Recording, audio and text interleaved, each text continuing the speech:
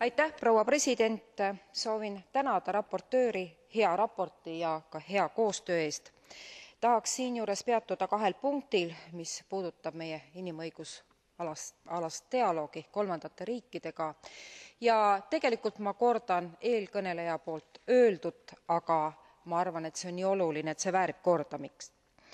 Esiteks huvide ja väärtuste konflikti punkt, mis mullegi tundub väga oluline.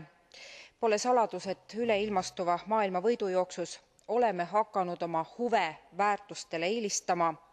Kui muidu näitame näpuga ja jutlustame oma väärtusi, siis huvide olemasolul aeg-ajalt unustame need.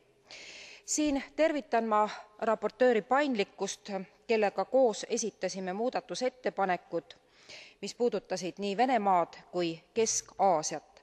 Tegu on regioonidega, kus tihti huvid domineerivad ja meie väärtused on jäänud tahaplaanile. Euroopa Liidul tuleb oma koostööpartneritele meenutada nende poolt sõlmitud rahvusvahelisi leppeid, võetud kohustusi. Olles Euroopa Nõukogu raportöör, mäletan hästi, et suurte riikide puhul tulid huvid enne ja samas oleme me väga agarad, et väikestele näpuga näidata, aga standardid peaksid olema ühesugused kõigile. Teiseks ja kõrvalisema teemana tahaksin rääkida meie käitumisest suhetes kolmandate riikidega ja sellest, kuidas see mõjutab, toetab inimõiguslasi ja nende püüdlusi asukohamaades.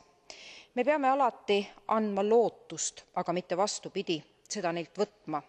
Väga hoolega jälgitakse probleemikolletes iga meie sammu.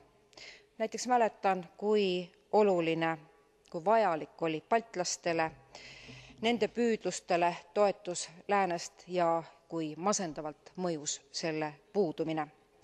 Siin taas tuletagem meelde oma koostööpartneritele, et nad peaksid kinni oma kohustustest. Lõpetuseks veel kord, see raport katab neid punkte ja ma tänan veel kord raportööri hea koostöö eest. Aitäh!